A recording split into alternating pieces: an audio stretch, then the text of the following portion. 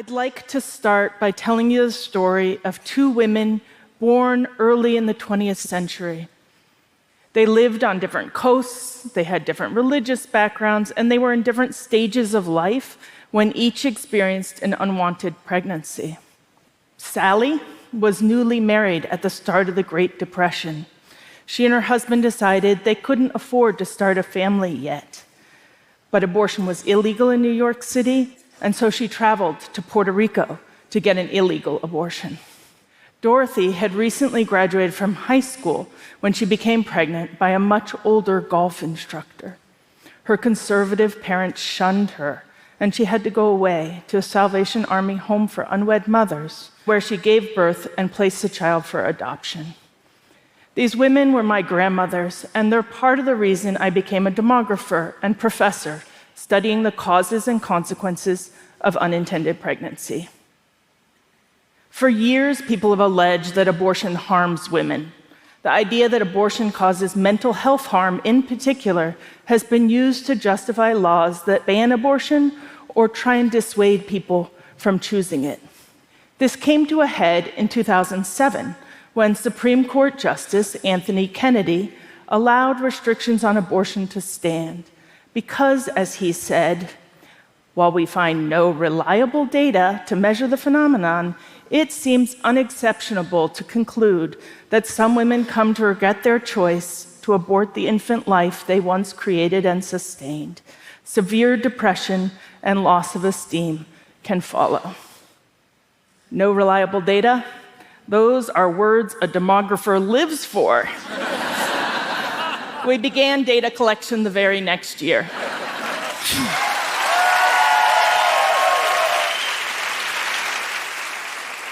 To study the outcomes for people who get abortions, you need a comparison group.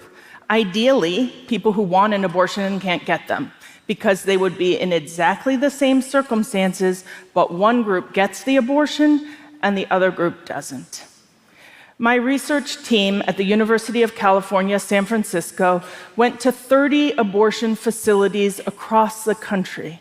Each one selected because it was distant enough from other clinics that if someone were too far along in pregnancy for that clinic, there was very few other places they could go. At each site, we focused on recruiting two groups of people: women who were just under the limit and got their abortions, and women who showed up a little bit too late in pregnancy and were turned away. I called it the Turnaway Study, and the study design was a success.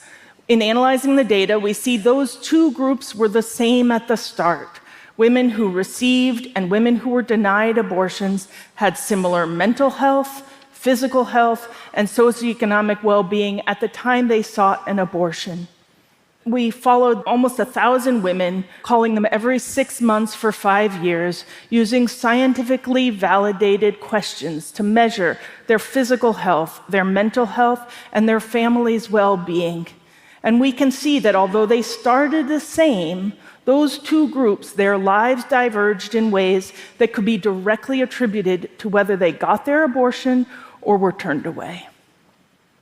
And it didn't work out the way that Kennedy had unexceptionably concluded. In fact, we found no mental health harm from abortion. Instead, we saw higher anxiety, lower self-esteem, lower life satisfaction for the people who were denied the abortion. But this difference didn't last. Over time, the two groups looked the same. Not because both groups were doing poorly in terms of mental health. In fact, symptoms of depression and anxiety improved for both groups over time. But the two groups diverged in other important ways. We find worse physical health for women who carried the pregnancy to term and gave birth. Consistent with the vast medical literature, we see that childbirth is associated with greater risks than abortion, including hemorrhage, eclampsia, and even death. And the differences in physical health don't end at the time of childbirth. For years later, we saw higher chronic pain, more hypertension, and overall worse physical health for women who were denied the abortion and gave birth. We also find large socioeconomic differences, where women who are denied abortions face more hardships than women who receive abortions.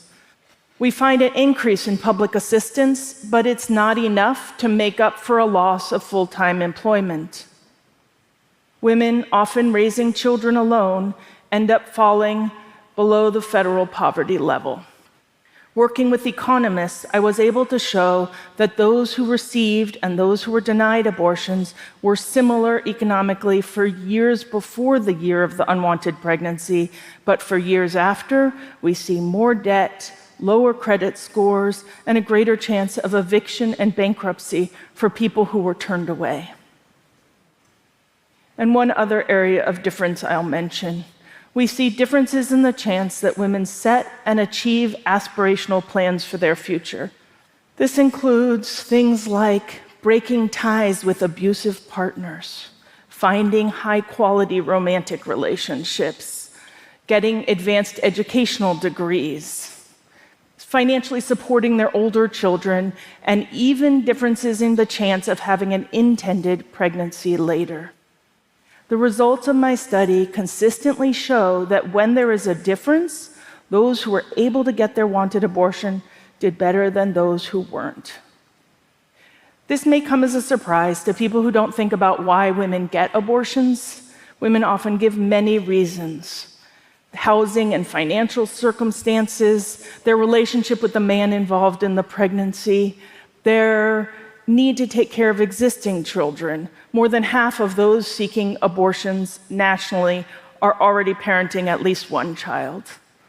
All of the areas women were concerned about, finances, children, relationships, life aspirations, were the areas in which we see differences. In the experiences of those denied abortions, we see all their concerns playing out exactly as they anticipated when they were deciding whether to have an abortion. Their concerns were justified. Over the 5 years we followed them, we see that over 95% of those who received their abortion said it was the right decision for them. Very few of those people who gave birth decided to place the child for adoption, less than 10%. So there's another example of a Supreme Court justice making an assumption that turned out to be wrong. You may remember Amy Coney Barrett, in deliberating on ending 50 years of abortion rights in our country, suggested that women could drop their babies off at fire stations. We find that once people have taken the risk and made the monumental sacrifice of giving birth to a child, most people decide to parent that child.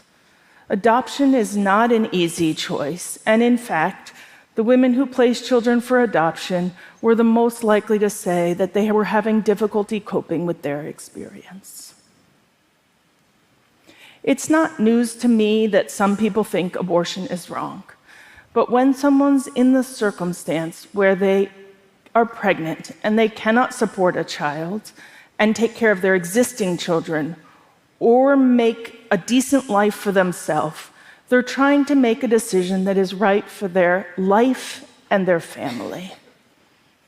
As the abortion provider Dr. George Tiller used to say before his murder in 2009, trust women.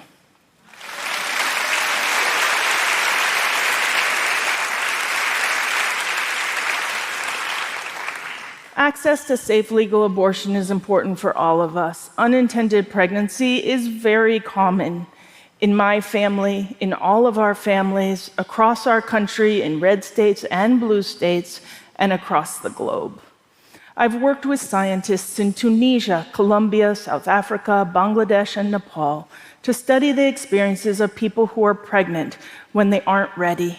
And we see these same concerns about wanting to have children under the right circumstances. Access to abortion is universally, fundamentally important to the well-being of families. The overwhelming international trend is towards liberalizing abortion laws and not, like the United States, of imposing new restrictions. Until the United States rejoins the rest of the world, there is a lot we can do to support pregnant people, whether they do or do not want to carry that pregnancy to term. We need much more generous and less punitive supports for low-income families, like income supports, extended periods of health care coverage, childcare, and parental leave, so nobody decides to end an otherwise wanted pregnancy for economic reasons alone. But when someone's in the position where they don't have the circumstances where they want to raise a child and they want to end their pregnancy, they need the information and resources to do so safely. Since the 2022 Supreme Court Dobbs decision that overturned Roe and ended federal protections for abortion rights, we see that people who are experiencing an unwanted pregnancy are determined. People have strong motivation because they understand the consequences of carrying an unwanted pregnancy to term. People who have the resources to circumvent their state law by traveling or ordering medication abortion pills online do. Now, with large swaths of the southern United States and Midwest without a single legal abortion clinic, women who can travel hundreds of miles to get an abortion out of state. People without the emotional and financial and social resources to travel, that includes minors and immigrants and people whose travel is restricted because of their own health or the law, will experience all the hardships we've documented in the Turnaway study. The importance of control over childbearing is also shown in the stories of my grandmothers. My father's mother, Sally, got her abortion in Puerto Rico and went on with her life, which included having 3 children later when her financial footing was more secure. She was warm and funny and a wonderful mom. My other grandmother, who gave birth, she experienced severe complications from childbirth, both physical and emotional. After placing my mother for adoption, struggled to find strong romantic relationships, and she never did get to have more children, although she desperately wanted to. My mother found her when I was 12, and she and I became very close. She was my nearest relative when I went off to college at UC Berkeley, and she even came to visit me when I was in graduate school at Princeton. And I was the one by her side holding her hand when she died many years later.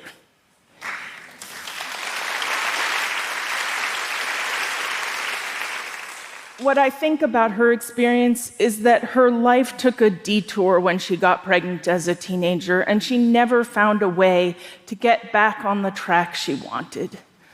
The experiences of my grandmothers are consistent with the Turnaway study and also show us what to expect in this post-Dobbs world. What we know is that being able to make one's own decision about childbearing without government interference is crucial for the economic well-being of families and allows people to pursue personal and educational goals, including having wanted children later. Access to abortion is about control over one's body, life, and destiny. Thank you.